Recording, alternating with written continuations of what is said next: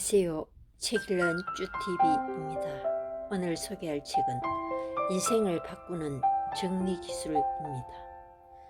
지연이는 윤정훈, 펴낸 곳은 다연 출판사입니다.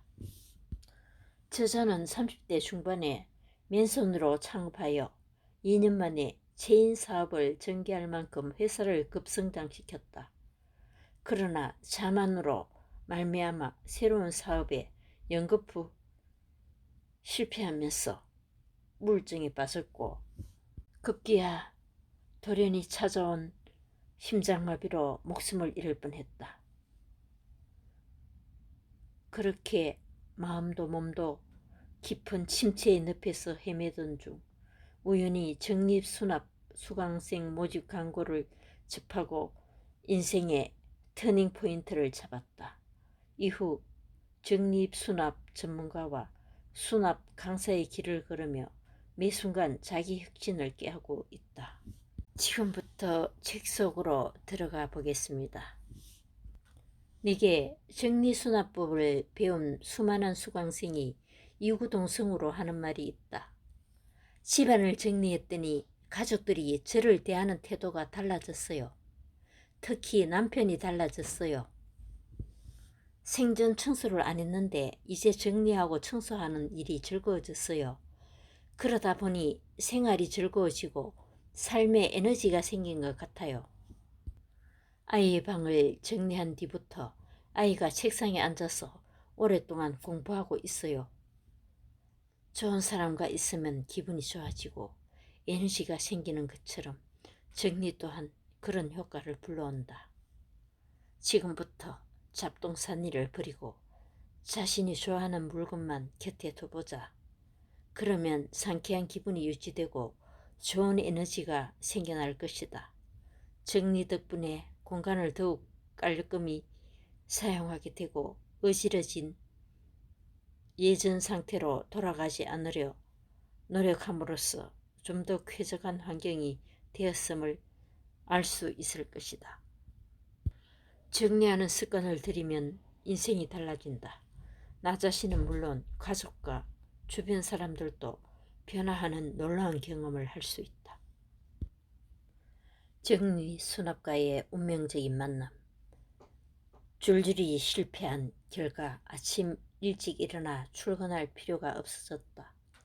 근근히 유지되는 사무실은 아내가 돌보는 것만으로도 충분했다. 이제는 창고처럼 변한 사무실에 들어앉아 쌓아둔 잡동사니 물건처럼 처박혀 있는 것도 썩 내키지 않았다. 그날도 늦게 일어나 습관처럼 현관문을 열고 신문을 들고 들어와 소파에 앉았다. 신문을 펼쳐드는 순간 딸려온 전단지가 밑으로 떨어졌다. 평소라면 그대로 종이함에 버렸을 텐데 그날따라 전단지가 두툼해서 뭐가 있는지 궁금했다. 한 장 한 장 덜추다가 정리수납 2갑 수강생 모집 전단지를 발견하고는 순간 이상한 전율을 느꼈다. 공장 정리, 사무실 정리, 매장 정리, 집안 정리. 지긋지긋하게 온갖 정리를 해봤지만 매번 실패했는데 정리수납을 배우면 뭐가 달라질까? 시간도 많은데 이거나 배워볼까? 처음엔 넘쳐나는 시간에 무언가를 배우면 사는 의미를 찾을 수 있을 거라는 생각이었다. 그렇게 나는 정리수납 2급 전문가 과정 수강생이 되기로 결심했다. 강의 첫날 강의실 문을 열고 들어섰는데 안에는 모두 여성들만 앉아 있었다. 강의실을 잘못 찾은 줄 알고 얼른 나가려는 찰나 강사님이 나를 지목하며 말씀하셨다. 여러분, 저기 남자분이 한 명 오셨네요. 모두 저분을 향해 박수 쳐주세요.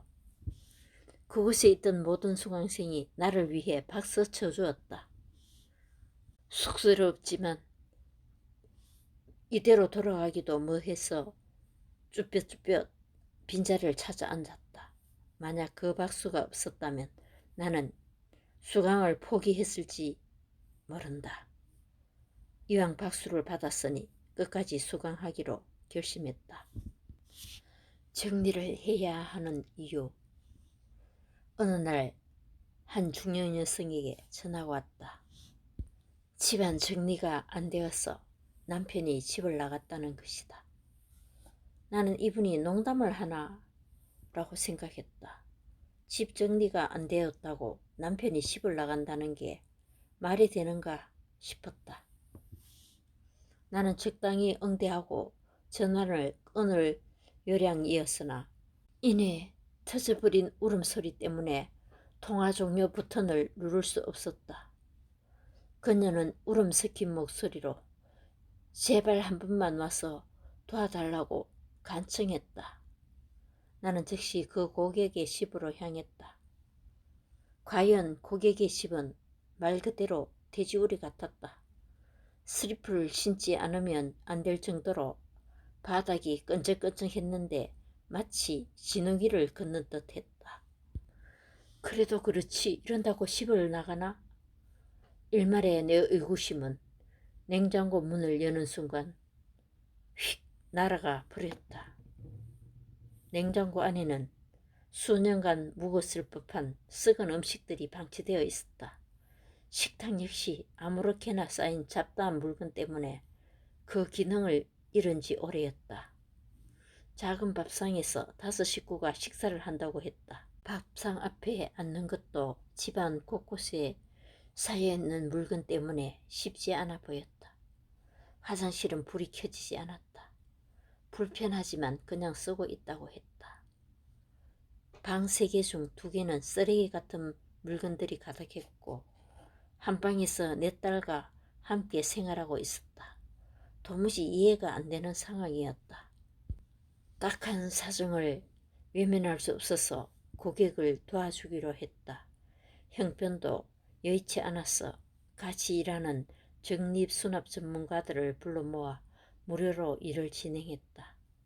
우선 전기기술자 지인을 불러 각 방과 화장실에 등을 손보고 2개의 방에 각각 2딸이 사용할 수 있도록 공간을 정리한 후 자녀들의 물건을 수납해 주었다. 부엌과 거실 역시 용도에 맞게 정리를 하니 식사조차 할 수 없던 공간이 확 달라졌다. 정리를 해야 하는 이유 중 하나는 사람답게 살기 위해서다. 실제로 내 강의를 들은 수강생 한 분이 이렇게 말했다. 매일 정신없이 분주하게 살았는데 정리법을 배운 뒤 생활에 질서가 잡히고 여유가 생겼어요. 그 시간에 생전 안 보던 책을 보게 되었고 내친 김에 독서 지도사 공부를 해 자격증까지 취득했죠. 얼마 전부터 초등학교에서 방과후 교사로 일하고 있어요. 집안일에 얽매여 늘 짜증내며 하루하루를 보냈는데 정리법이 이토록 제게 큰 변화를 줄지 몰랐어요. 환하게 웃으며 말하던 그분의 모습이 지금도 눈에 선하다. 정리의 시작은 버리는 것부터. 공간의 주인은 사람이다. 나는 이 말이 정리 수납을 대변해 준다고 확신한다. 참아 버리지 못하는 오래된 옷들, 빨래 건조대로 사용하는 운동기구, 베란다나 창고에 처박아둔 물건들. 혹시 당신도 이것들을 집안 가득 채운 채 살고 있지는 않은가? 조금 냉정해질 필요가 있다. 옷의 경우 손이 자주 가고 입기 편한 옷들은 따로 있다.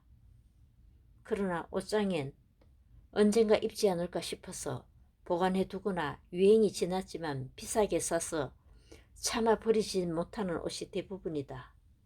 결단코 이 옷들은 다시 입을 일은 없다. 그럼에도 옷을 버리지 못한다면 보관용 옷들과 새로 산 옷들이 한데 뒤엉켜 옷장은 자리가 부족할 따름이다. 자주 입는 옷들과 눈길조차 주지 않는 옷들을 구분한 뒤 과감하게 정리할 필요가 있다. 운동기구 역시 마찬가지다. 건강한 몸과 마음을 만들기 위해 운동 계획을 세우는 건 좋지만 운동 습관이 없는 사람에게 운동기구는 그저 빨래 건조대 대용일 뿐이다. 정말 운동이 필요하다고 생각한다면 피트니스 이용권을 끊자. 하루에 30분이라도 헬스장에서 운동하는 것이 훨씬 낫다. 정리를 해도 자꾸 어질러진 상태로 돌아가는 원인 중 하나는 제대로 버리지 않기 때문이다. 제대로 버리지 않는데 정리가 잘 되겠는가? 그러므로 정리의 시작은 쓸모없는 잡동사니를 버리는 일임을 알아야 한다. 먼저 쓸모없는 물건을 버리고 그 다음에 물건마다 자리를 마련해 주자. 사람도 일을 마치고 돌아가서 휴식을 취하고 자야 할 집이 필요하듯이 물건에게도 각각 돌아갈 자기 공간이 있어야 한다. 진정한 버리기, 확실한 버리기를 했다면 일단 정리의 절반은 해낸 것이나 다름없다. 그만큼 버리는 것은 정리의 시작이자 끝이라고 할 수 있다. 물건을 버리고 나면 언젠가 필요할 것 같아서 버리지 못하는 경우가 있다. 그러나 그 언젠가는 영원히 오지 않는다. 일본 최고의 정리 컨설턴트 곤도 마리에의 말이다. 필요한 만큼 구매를 한다. 몇 년 전 직장에 다니는 동생을 위해 언니가 정리 컨설팅을 의뢰한 적이 있었다. 정리를 하다 보니 베란다에서 갖가지 세제가 박스채로 나왔다. 언니에게 집에 왜 이렇게 세제가 많은지 물었다. 제 동생이 일하다 보니 홈쇼핑이나 온라인에서 대량으로 사다 놓은 것 같아요. 한참 일하다 다른 박사가 나와 뜯어보니 유통기간이 6개월이나 지난 배즙이 있었다. 고객이 직장에서 일하느라 마트에 갈 시간이 없다 보니 필요한 물건을 대량으로 구매하는 습관이 있는 것 같았다. 이렇게 대량으로 물건을 구매하는 습관은 좋지 않다. 자칫 멀쩡한 집안을 창고로 만들어버리고 샀는지조차 잊어버리기 쉽기 때문이다. 심지어 이 고객이 쌓아둔 세제는 평생 써도 다 쓰지 못할 양이었다. 이미 구매해 놓은 물건이야 어쩔 수 없지만 재구매를 삼가고 재고를 소진하는 데 집중해야 한다. 필요 이상의 대량 구매는 절대 하지 말아야 한다. 온라인으로 구매하더라도 소량으로 구매하자. 주문하고 하루 이틀이면 택배로 배달되는데 굳이 대량으로 구매할 필요가 없다. 버리고 정리하는데도 순서가 있다. 먼저 박스, 비닐 등 고민 안 하고 바로 버릴 수 있는 물건을 버리고 다음에 옷을 버리고 그 다음에 전자제품, 책이나 서류, 약품이나 잡동사니를 버린다. 추억이 담긴 물건은 제일 나중에 버리는 게 좋다. 이런 순서를 지키는 것이 좋다. 옷이든 전자제품이든 책이든 잡동사니든 정리하는 방법은 같다. 아무것도 버리지 않는 것도 문제지만 자칫 버리는 데 집중하여 아무것도 남기지 않는 건 역시 문제다. 어떤 물건이든 옆에 있을 때 나에게 편하고 기분 좋은 물건을 남겨야 한다는 것을 기억해야 한다. 팔 수 있는 물건은 팔아라. 정리 컨설팅 하면서 고객들에게 중고 거래나 기부를 적극 권유한다. 대형 가전제품이나 가구는 운반에 어려운 점이 있지만 사이트에 올려두면 그 물건을 필요로 하는 사람은 용달을 불러서라도 구매하려고 한다. 나 역시 공장에서 사용하던 전기 히터 세대를 잘 쓰고 있는 물건이라 버리기는 아깝고 사무실에 두자니 먼지만 쌓일 것이기에 고민스러웠다. 아 그래, 이걸 중고나라에 올려서 팔아보자. 일단 게시판에 제품 사진과 가격을 올리고 물품을 등록했다. 일주일 만에 3대를 모두 팔았다. 잘 팔린 이유는 중고 시세를 조사하고 조금 더 싸게 등록한 덕분이었다. 히터를 한 대 팔 때마다 받는 돈은 뜻하지 않는 선물을 받는 기분이었다. 자신에게 필요 없지만 다른 사람에게 필요한 물건일 수 있다. 다른 사람에게 팔 수 있는 물건이라면 중고 거래를 적극 권한다. 팔기에는 애매하고 아까운 물건이 있다면 친구나 이웃에게 나눠주는 것도 좋다. 아름다운 가게에 기부하면 기부 영수증을 받을 수 있고 굿웰 스토어 등 우리 주변에는 기부할 수 있는 곳이 많다. 이불에도 수명이 있다. 이불의 수명은 대략 5년 정도다. 얼마 전에 침구 청소기를 구입해서 침대 매트리스와 베개를 청소했다. 침대 매트리스에서 집먼지 진드기나 먼지가 나오는 것은 이해할 수 있는데 베개에서 생각보다 많은 진드기와 먼지가 나왔다. 머리카락에서 나오는 유분과 얼굴 피부가 직접 닿는 베개는 이불보다 훨씬 쉽게 오염된다. 이불과 베개는 자주 세탁하고 제때 바꾸면서 사용하는 것이 좋다. 최소 한 달에 1에서 2회 주기로 침구류를 세탁하고 땀을 많이 흘리는 여름에는 월 3회 이상 침구 세탁을 권장한다. 옷을 거는 방법 1. 왼쪽에서부터 짧은 옷을 걸고 긴 옷이 오른쪽으로 가게 한다. 색깔도 마찬가지로 옅은 색깔을 왼쪽에 걸고 진한 색깔일수록 오른쪽으로 건다. 2. 옷걸이 거는 방향을 같게 한다. 이건 너무 당연한 얘기인데 이 당연한 것을 하지 않는 가정이 생각보다 많다. 3. 옷걸이를 너무 빽빽하게 걸지 않는다.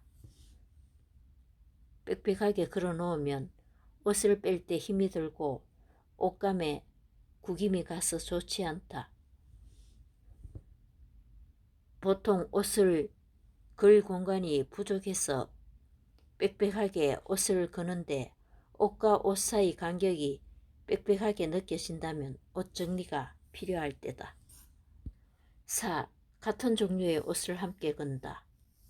코트나 원피스, 와이셔츠나 재킷 등 종류를 나눠 건다. 옷 접기를 해야 옷장이 정리된다. 모든 옷을 걸어서 수납할 수 없으므로 옷 정리에서 옷 접기는 필수다. 옷 접기는 옷을 직사각형으로 만들어 접는 게 기본이다. 옷을 접어서 서랍이나 바구니에 수납할 때 한 줄로 세워서 세로로 수납하는 것이 좋다. 세로로 수납하면 모양을 그대로 유지할 수 있다. 또 편하고 쉽게 꺼내서 입고 다시 쉽게 넣어서 수납할 수 있다. 책장 정리하기. 책도 마찬가지다. 한 번 본 책을 2번 보는 경우는 거의 없다. 평생을 곁에 두고 읽고 싶은 책도 있지만 그런 책은 몇 권 안 된다. 그렇다면 이제 책을 버리는 기준이 생겼을 것이다. 2번 읽을 책이 아니라면 버리거나 기부하는 게 좋다.